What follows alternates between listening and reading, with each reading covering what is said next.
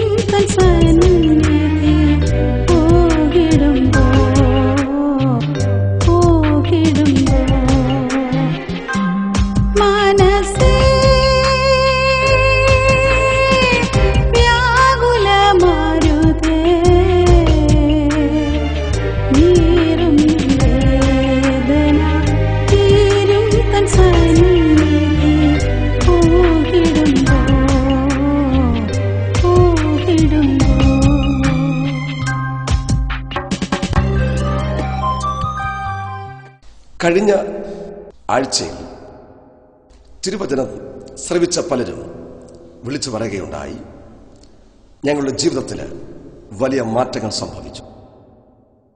ചില ജീവിക്കുന്ന സാക്ഷ്യങ്ങൾ കേൾക്കുവാൻ കഴിഞ്ഞു.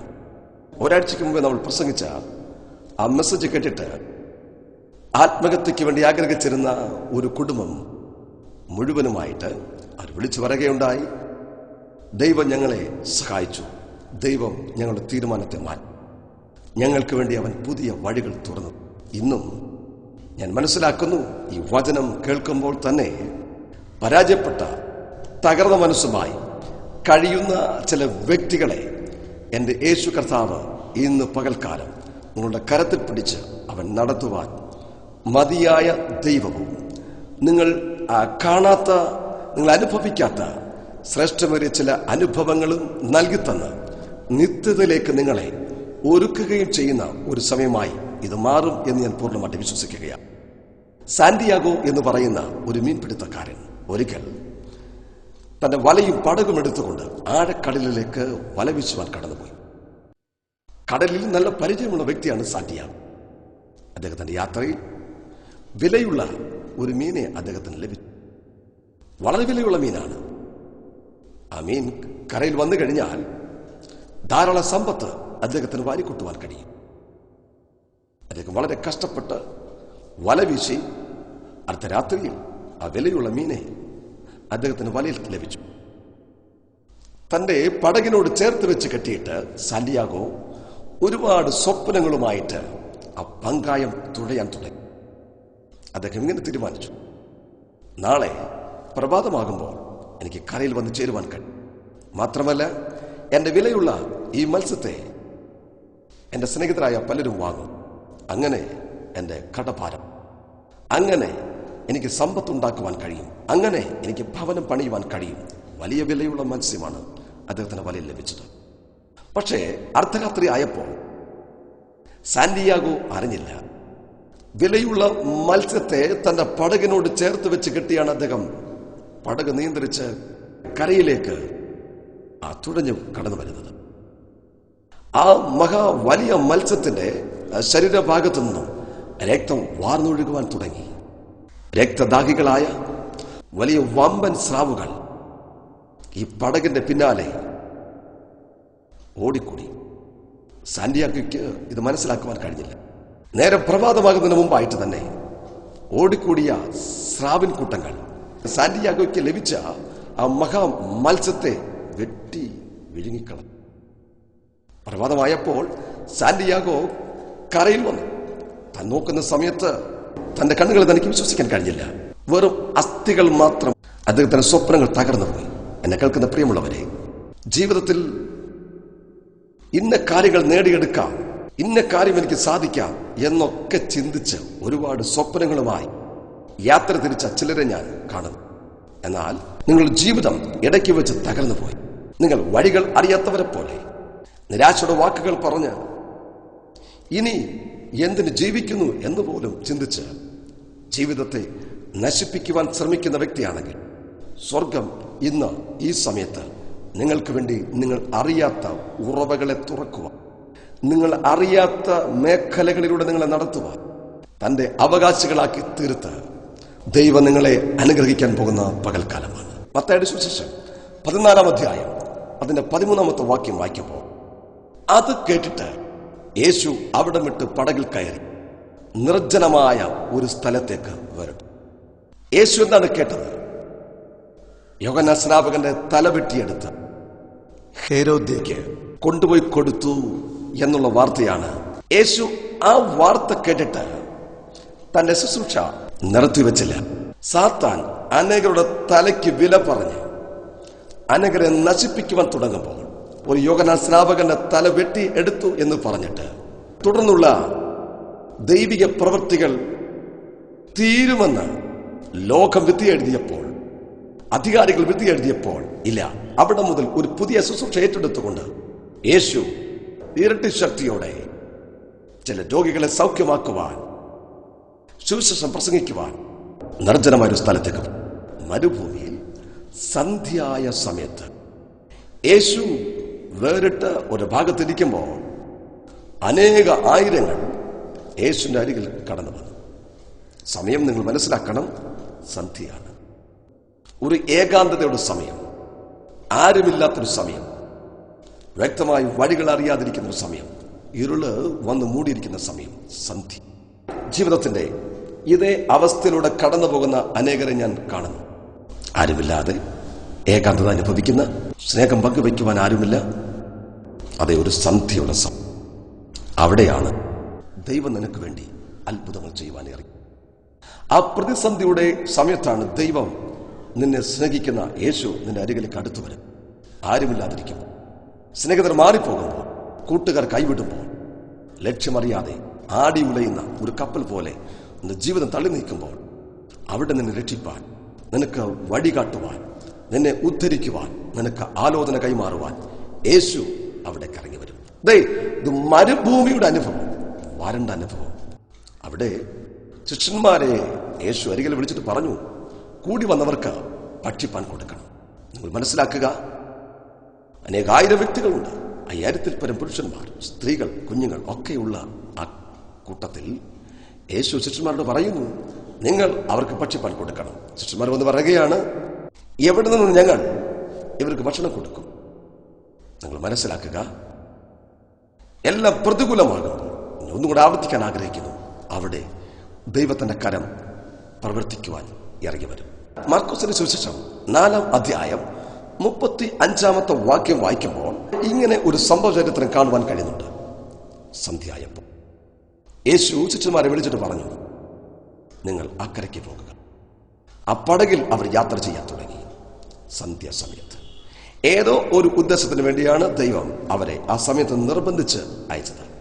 എന്നാൽ ഇരുളടഞ്ഞ സമയം, സന്ധ്യയായ സമയം, ആ പടകിൽ ശിഷ്യന്മാർ യാത്ര ചെയ്യുമ്പോൾ വലിയ കാറ്റും കോളും അടിക്കുവാൻ തുടങ്ങി.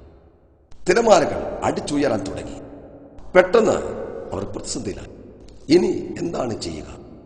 അവർക്ക് പറയാൻ, അവരുടെ കാര്യങ്ങൾ അറിയിക്കുവാൻ ഒരു വ്യക്തി അതിനകത്ത് ഉണ്ട് എന്നുള്ള കാര്യം അവർ മറന്നുപോയി. പ്രാണഭയത്തിലായിട്ട് ശിഷ്യന്മാർ നിലവിളിച്ച് കരയാൻ തുടങ്ങിയ സമയം യേശു ആ സന്ധ്യാസമയത്ത് ആഞ്ഞടിച്ച കൊടുങ്കാറ്റിനെ, ചുഴലിക്കാറ്റിനെ ശാസിച്ചു. ഈ സമയത്ത് എന്നെ ശ്രദ്ധിക്കുന്ന പ്രിയമുള്ളവരെ, ജീവിതത്തിന്റെ ഏകാന്തത ഒരു സന്ധ്യ എന്ന പോലെ ഇരുള് മൂടിയ അനുഭവത്തിൽ നീ വഴികൾ അറിയാതെ ഭാരപ്പെട്ട് ഒരു കൊടുങ്കാറ്റിനാൽ അലയുന്ന ഒരു വ്യക്തിയെ പോലെ, ലക്ഷ്യം തെറ്റിയവനായി, നന്മകൾ നഷ്ടപ്പെട്ടവനായി, ആരോഗ്യം നഷ്ടപ്പെട്ടവനായി, ഇനി മുൻപോട്ട് പോകുവാൻ വഴിയില്ല എന്ന് പറഞ്ഞ് ഭാരപ്പെടുന്ന ഒരു വ്യക്തിയാണെങ്കിൽ, സ്വർഗത്തിലെ ദൈവം ഇന്ന് ഈ സമയത്ത് നിന്റെ ജീവിതത്തിനെതിരായി ആഞ്ഞടിക്കുന്ന കൊടുങ്കാറ്റിനെ യേശു ശാന്തമാക്കുകയാണ്. കൊടുങ്കാറ്റ് ശാന്തമായി, തിരമാലകൾ അമർന്നു. ശിഷ്യന്മാർ ഇങ്ങനെ പറഞ്ഞു, ഇവനാ. അവർക്ക് തന്നെ വലിയൊരു അത്ഭുതമായി തീർന്നു. അവർ പ്രാണഭയത്തിലായപ്പോഴാണ് നിലവിളിച്ച് കരയാൻ തുടങ്ങിയത്. എന്നെ കേൾക്കുന്ന പ്രിയമുള്ളവരെ, ഈ സമയത്ത് തന്നെ ഞാൻ ആത്മാവിൽ കാണുന്നു, നിങ്ങളുടെ ജീവിതത്തില് ഈ നിമിഷം വരെ വാഞ്ഞടിച്ച ചില കൊടുങ്കാറ്റുകൾ ഇപ്പോൾ ശാന്തമാകും. സാഹചര്യം ഒരുപക്ഷെ നിനക്ക് അനുകൂലമല്ലായിരിക്കും. എന്നാൽ യേശു നിന്റെ കുടുംബത്തിനെതിരായി ആഞ്ഞടിക്കുന്ന കൊടുങ്കാറ്റുകളെ ശാന്തമാക്കുവാൻ ഈ പകലിൽ നിനക്ക് വേണ്ടി എഴുന്നേറ്റ്. ആ സന്ധ്യാസമയത്ത് മരുഭൂമിയിലാണ് എന്റെ യേശു ഒരു അത്ഭുതം ചെയ്തത്. നിങ്ങൾക്കറിയാം, മരുഭൂമിയിൽ ആയിത്തീർന്നു കഴിഞ്ഞാൽ നമുക്ക് ലക്ഷ്യമില്ല, അവിടെ വഴികൾ അറിയാൻ കഴിയത്തില്ല. അതെ, വചനം പറയുന്നു, മരുഭൂമിയിൽ ഞാൻ വഴികളെ തുറക്കുന്ന ദൈവമാണ്. പാഴ്മലകളിൽ നദികളെ തുറക്കുവാൻ എന്റെ ദൈവത്തിന് കഴിയും. സമുദ്രത്തിന് നടുവിൽ പാതകളെ ഒരുക്കുവാൻ എന്റെ ദൈവത്തിന് കഴിയും. ഉൽപ്പത്തി പുസ്തകം 21-ാം അധ്യായം അതിന്റെ 11 മുതൽ വായിക്കുമ്പോൾ ഒരു വലിയ സംഭവ ചരിത്രം അവിടെ കാണുവാൻ കഴിയുന്നുണ്ട്. അബ്രഹാമിന്റെ ജീവിതത്തില് ദാസിയായിരുന്ന ഹാഗാർ വാഗ്ദത്ത സന്തതി ലഭിച്ചു കഴിഞ്ഞപ്പോൾ സാറ ഇങ്ങനെ പറയുകയുണ്ടായി, നിന്റെ ദാസിയെ പുറത്താക്കണം. അത് ദൈവത്തിന്റെ ഇഷ്ടമായി. ആ ഭവനത്തിനകത്ത് ഒരു പ്രശ്നം പരിഹരിക്കുവാൻ അവന്റെ ദൈവം തന്നെ അവരോട് പറഞ്ഞു, നിന്റെ ഭാര്യ സാറ പറയുന്നത് പോലെ നീ കേൾക്കുക.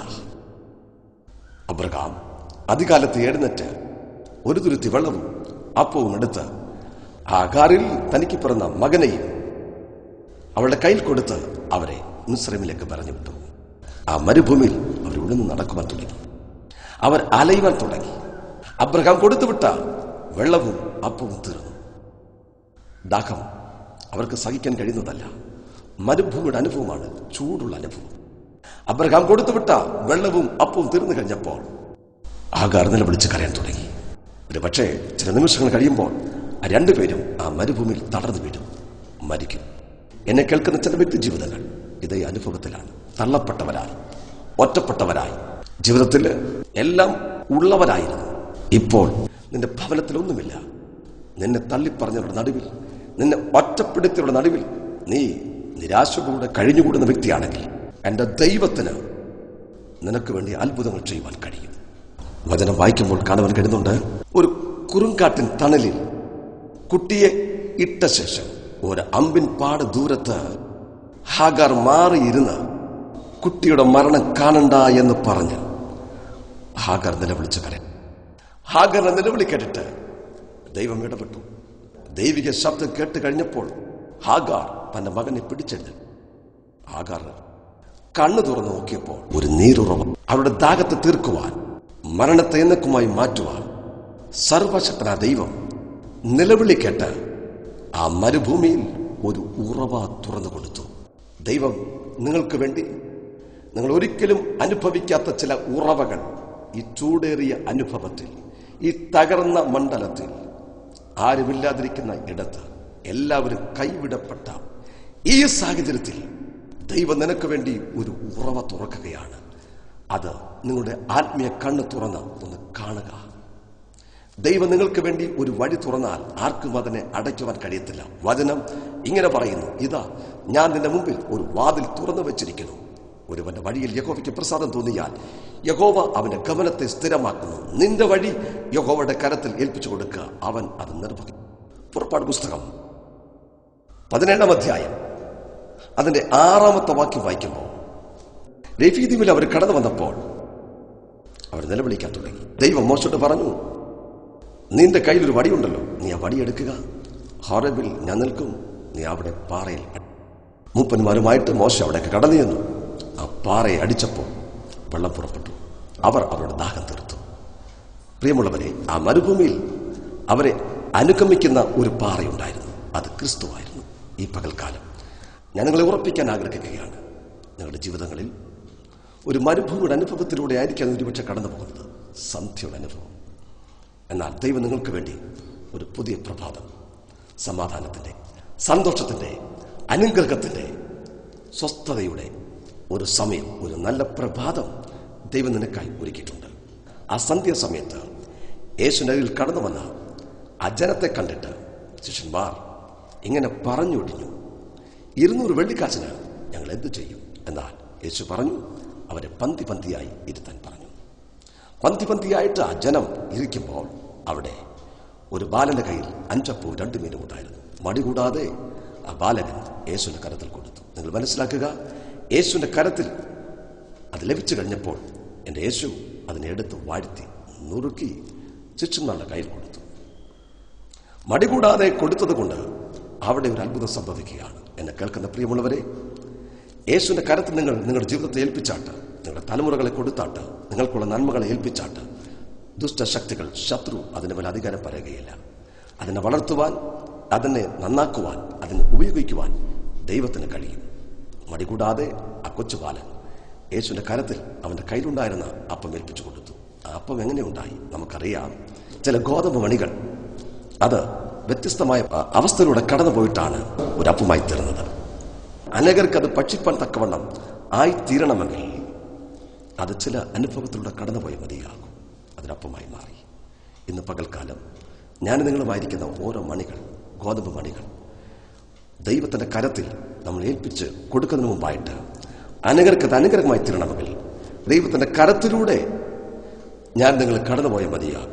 നിങ്ങൾ മനസ്സിലാക്കുക, ആ അപ്പം എടുത്ത് യേശു വാഴ്ത്തി നുറുക്കി കൊടുത്തു കഴിഞ്ഞപ്പോൾ ലിമിറ്റേഷൻ ഇല്ലാത്ത ഒരു വലിയ അനുഗ്രഹം അവിടെ സംഭവിക്കുകയാണ്. ഞാൻ നിങ്ങളും ദൈവത്തിന്റെ കരത്തിൽ നമ്മുടെ ജീവിതങ്ങളെ, നമ്മുടെ നന്മകളെ, നമ്മുടെ തലമുറകളെ സമർപ്പിച്ചു കൊടുത്തു കഴിഞ്ഞാൽ നിങ്ങളുടെ ചിന്തകൾക്കതീതമായി ലിമിറ്റേഷൻ ഇല്ലാത്ത ഒരു ദൈവിക അനുഗ്രഹം നിങ്ങൾക്ക് കാണുവാൻ കഴിയും. എന്നെ കേൾക്കുന്ന പ്രിയമുള്ളവരെ, മടികൂടാതെ ആ കൊച്ചു ബാലൻ അവന്റെ കയ്യിൽ അവന്റെ മമ്മി കൊടുത്തു വിട്ട ആ 5 അപ്പവും 2 മീനും അവൻ ഏൽപ്പിച്ചു കൊടുത്തു കഴിഞ്ഞപ്പോൾ അവന് മനസ്സിലായി, ഇതെടുത്ത് വാഴ്ത്തുന്നത് ചെറിയ ആളൊന്നുമല്ല, എന്നെയും അതിനെയും ഉണ്ടാക്കിയ ദൈവം തന്നെയാണ്. യേശുവിന്റെ കരത്തിൽ കൊടുത്തു കഴിഞ്ഞപ്പോൾ അവന് സന്തോഷം തന്നെ ഉണ്ടായി കാണും. എന്നെ കേൾക്കുന്ന പ്രിയമുള്ളവരെ, ഒരു വലിയ, അവന്റെ കണ്ണിന് പോലും വിശ്വസിക്കാൻ കഴിയാത്ത തരത്തിൽ ഒരു വലിയ അത്ഭുതം നടക്കുകയാണ്. അവിടെ വചനം വായിക്കുമ്പോൾ കാണുവാൻ കഴിയുന്നുണ്ട്, ആ സന്ധ്യാസമയത്ത് ആ ജനത്തിന്റെ വിഷയം മനസ്സിലാക്കി യേശു അവരുടെ വിശപ്പ് തീർക്കുവാൻ വേണ്ടി ആ 5 അപ്പവും 2 മീനും വാഴ്ത്തി നുറുക്കി ശിഷ്യന്മാരുടെ കയ്യിൽ കൊടുത്തു കഴിഞ്ഞപ്പോൾ അവർ വിളമ്പാൻ തുടങ്ങി. വാങ്ങിക്കുന്നവരുടെ കയ്യിൽ വെച്ച് തന്നെ അത് വർദ്ധിക്കുവാൻ തുടങ്ങി. ശേഷിച്ച അപ്പം 12 കൊട്ട അവർ നിറച്ചെടുത്തു. സംശയത്തിന്റെ വാക്കുകൾ പറഞ്ഞ ശിഷ്യന്മാർക്ക് ഓരോരുത്തർക്കായിട്ട് ഓരോ കൊട്ട വീതം നിറച്ചു കൊടുപ്പാൻ കഴിവുള്ള ഒരു യേശു കർത്താവ് അപ്പോൾ അവിടെ ഉണ്ടായിരുന്ന ജനത്തിന്റെ ആവശ്യം ഇന്നതാണെന്ന് മനസ്സിലാക്കി യേശു പ്രവർത്തിച്ചു, ഒരത്ഭുതം ചെയ്തുവെങ്കിൽ ഈ പകലിൽ എന്നെ കേൾക്കുന്ന പ്രിയമുള്ളവരെ, നിന്റെ ആവശ്യം ഇന്നതാണെന്ന് ഒരുപക്ഷെ നിന്റെ രക്തബന്ധങ്ങൾക്കറിയത്തില്ല, നിന്റെ കൂടെയുള്ള വ്യക്തികൾക്കറിയത്തില്ല, നിന്റെ സ്നേഹിതർക്കറിയത്തില്ല, നിന്റെ ഭാര്യയ്ക്കോ നിന്റെ ഭർത്താവിനോ നിന്റെ തലമുറകൾക്കോ ഒരുപക്ഷെ അത് മനസ്സിലാക്കുവാൻ കഴിയത്തില്ലായിരിക്കാം. എന്നാൽ നിന്റെ ആവശ്യം ഇന്നതെന്ന് വ്യക്തമായി അറിയാവുന്ന ഒരു യേശു ഇപ്പോൾ തന്നെ നിനക്ക് വേണ്ടി അത്ഭുതം ചെയ്തു തുടങ്ങിയിരിക്കുകയാണ്. വിശ്വസിക്കുന്നവർക്ക് ദൈവത്തിന് മഹത്വം കൊടുത്താട്ട് ഞാൻ മനസ്സിലാക്കുന്നു, ഒരു മരുഭൂമിയുടെ അനുഭവത്തിലൂടെ ചില വ്യക്തികൾ കടന്നുപോയിക്കൊണ്ടിരിക്കുകയാണ്. എന്നാൽ ഇപ്പോൾ തന്നെ ദൈവം നിനക്ക് വേണ്ടി ചില ശ്രേഷ്ഠമേറിയ വഴികൾ, വാതിലുകൾ അവൻ നിനക്കായി തുറക്കുകയാണ്. ദൈവത്തിന്റെ കരത്തിൽ എത്ര പേർ ഏൽപ്പിച്ചു കൊടുക്കുവാൻ തയ്യാറാകും? ഇന്നലകളിൽ കാണാത്ത, നടക്കാത്ത ശ്രേഷ്ഠമേറിയ ചില അനുഭവങ്ങൾ ദൈവം നിന്റെ കുടുംബ ജീവിതത്തിൽ, നിന്റെ ജീവിതത്തിൽ ഇപ്പോൾ ചെയ്തുകൊണ്ടിരിക്കുകയാണ്. ഭാരപ്പെടുന്ന വ്യക്തിയായിരിക്കാം, എന്റെ ജീവിതം ഒരു കൊടുങ്കാറ്റ് പോലെ ആടി ഉലയുകയാണ് എന്ന് നീ പറയുന്ന വ്യക്തിയാണെങ്കിൽ, ഇല്ല, അതിനെ ശാന്തമാക്കുവാൻ ദൈവത്തിന് കഴിയും. ദാഹം തീർക്കുവാൻ ദൈവത്തിന് കഴിഞ്ഞുവെങ്കിൽ മരുഭൂമിയിൽ ചിന്തിക്കാത്ത സമയത്ത്, നിർജ്ജനമായ സ്ഥലത്ത്, ഒരിക്കൽ നിനക്ക് ചിന്തിക്കാൻ കഴിയാത്ത ഇടത്ത് ദൈവം നിനക്ക് വേണ്ടി ഇപ്പോൾ തന്നെ അത്ഭുതം ചെയ്തു തുടങ്ങിയിരിക്കുകയാണ്. കണ്ണുകളെ അടച്ചാട്ട് ഞാൻ നിങ്ങൾക്ക് വേണ്ടി പ്രാർത്ഥിക്കുവാൻ ആഗ്രഹിക്കുകയാണ്. നല്ല ദൈവമേ, സ്വർഗ്ഗപിതാവേ, ഈ വചനം കേട്ട ഏവരെയും നിന്റെ കരത്തിൽ ഞാൻ ഏൽപ്പിച്ച് പ്രാർത്ഥിക്കുന്നു. അവരുടെ ജീവിതം ഒരു മരുഭൂമി പോലെ വരൾച്ചയാൽ, വേദനയാൽ തളർന്നിരിക്കുന്ന വ്യക്തിയാണെങ്കിൽ എന്റെ ദൈവത്തിന്റെ കരം ഇപ്പോൾ തന്നെ തന്റെ മക്കളെ സ്പർശിച്ചാട്ടെ. അവരുടെ തകർച്ചകൾ മാറട്ടെ, അത്ഭുതങ്ങൾ സംഭവിക്കട്ടെ. ജീവിതത്തിന്റെ ഓരോ മേഖലകളിലും ദൈവത്തിന്റെ കരം അവർക്ക് അനുകൂലമായി ചലിക്കട്ടെ. യേശുവിന്റെ നാമത്തിൽ ആമേൻ. ചിലർക്കോട് ഞാൻ പ്രാർത്ഥിക്കാൻ ആഗ്രഹിക്കുന്നു. അതെ, നിങ്ങളുടെ ജീവിതത്തിൽ നിങ്ങൾ ഒറ്റപ്പെട്ട അനുഭവത്തിൽ, ആരും എന്നെ സഹായിപ്പാനില്ലല്ലോ, ആരും എന്നെ സ്നേഹിപ്പാനില്ലല്ലോ എന്ന് പറഞ്ഞിട്ട് വേദനിക്കുന്ന വ്യക്തികൾ, ഞാൻ നിങ്ങൾക്ക് വേണ്ടി പ്രാർത്ഥിക്കാൻ ആഗ്രഹിക്കുന്നു. യേശു നിങ്ങളുടെ കരത്തിൽ പിടിച്ചിട്ടുണ്ട്. നീ ഭയപ്പെടേണ്ട കാര്യമില്ല. സ്വർഗം നിനക്ക് വേണ്ടി ശ്രേഷ്ഠമായ ചില വഴികൾ അവൻ ഒരുക്കിക്കൊണ്ടിരിക്കുകയാണ്. നല്ല ദൈവമേ, ആ ജനത്തിന് വേണ്ടി ഞാൻ പ്രാർത്ഥിക്കുന്നു. ലക്ഷ്യം തെറ്റിയവരായി, സമാധാനമില്ലാത്തവരായി, വഴികൾ അറിയാത്തവരായി, ആരുടെ സ്നേഹം ലഭിക്കാത്തവരായി, ഒറ്റപ്പെടുത്തലിന്റെ, മാറ്റി നിർത്തലിന്റെ, പരിഹാസത്തിന്റെ നടുവിലൂടെ കടന്നു പോകുന്ന ഇവർക്ക് വേണ്ടി ഞാൻ പ്രാർത്ഥിക്കുകയാണ്. ഇപ്പോൾ തന്നെ എന്റെ ദൈവത്തിന്റെ കരം അവർക്ക് അനുകൂലമായി പ്രവർത്തിക്കട്ടെ. സ്വർഗത്തിൽ ദൈവം അത് ചെയ്തതിനായി സ്തോത്രം. യേശുവിന്റെ നാമത്തിൽ ആമേൻ. ചില മാറാ രോഗങ്ങളാൽ ഭാരപ്പെടുന്ന ചിലരെ ഞങ്ങൾ കാണുന്നു. നിരന്തരം തലവേദന, നിരന്തരം നെഞ്ചിലുള്ള വേദന, നിരന്തരം കാലുമുട്ടിനുള്ള വേദന, വളരെ വൈകിയ ചില രോഗങ്ങൾ, ഒരുപാട് നന്മകൾ കൊടുത്തിട്ടും ഒരു സൗഖ്യം ലഭിക്കാതിരിക്കുന്ന ചിലർക്കൊണ്ട് ഞാൻ പ്രാർത്ഥിക്കാൻ ആഗ്രഹിക്കുകയാണ്. എന്റെ കർത്താവേ, ഈ സമയത്ത് ഞാൻ നിന്നെ സൗഖ്യമാക്കുന്ന യഹോവ, നിന്റെ അടിപ്പിണരാൽ സൗഖ്യമുണ്ട്. സാക്ഷാൽ ഞാൻ നിങ്ങളുടെ രോഗങ്ങളെ വഹിച്ചു, നിങ്ങളുടെ വേദനകളെ ചുമന്നു. വചനത്തിന്റെ ശക്തിയാൽ യേശുക്രിസ്തുവിന്റെ നാമത്തിൽ ആ സകല രോഗങ്ങളെയും ഞാൻ ശാസിച്ചകറ്റുകയാണ്. അത്ഭുത സൗഖ്യം കൽപ്പിക്കുന്നു. സ്വർഗം കൊടുത്ത വിടുതലിനായി സ്തോത്രം. യേശുവിന്റെ നാമത്തിൽ ആമേൻ. കർത്താവ് നിങ്ങളെ സൗഖ്യമാക്കിയിരിക്കുകയാണ്. നിങ്ങൾ വിടുതലുകൾ അനുഭവിക്കുമ്പോൾ തീർച്ചയായിട്ടും നിങ്ങൾ ഞങ്ങളെ വിളിച്ച് അറിയിക്കണം. നിങ്ങളുടെ ജീവിതത്തിൽ ആഞ്ഞടിച്ച ചില കൊടുങ്കാറ്റുകളെ സ്വർഗം ശാന്തമാക്കിയിട്ടുണ്ട്. അതെ, ഗൾഫിന്റെ നാടുകളിൽ എന്നെ ശ്രദ്ധിക്കുന്ന ചിലർക്ക് വേണ്ടി സ്വർഗം അത്ഭുതങ്ങൾ ചെയ്തുകൊണ്ടിരിക്കുകയാണ്. അത് വിശ്വസിക്കുക. ഇന്നലകളിൽ കാണാത്ത ശ്രേഷ്ഠമേറിയ ചില അനുഭവങ്ങൾ ദൈവം നിനക്കായി തുറന്നു തന്നിരിക്കുകയാണ്. നീ അത് അനുഭവിച്ച മതിയാകും. അതാർക്കും അതിനെടുത്തു മാറ്റുവാൻ കഴിയത്തില്ല. ദൈവം നിങ്ങളെ അതിനായി സഹായിക്കുമാറാകട്ടെ. അടുത്ത ആഴ്ചയിൽ നമ്മൾ കാണുന്ന സമയം വരെയും ചെറുക്കന്റെ മറവിൽ ദൈവം നിങ്ങളെ സൂക്ഷിക്കട്ടെ. God bless you.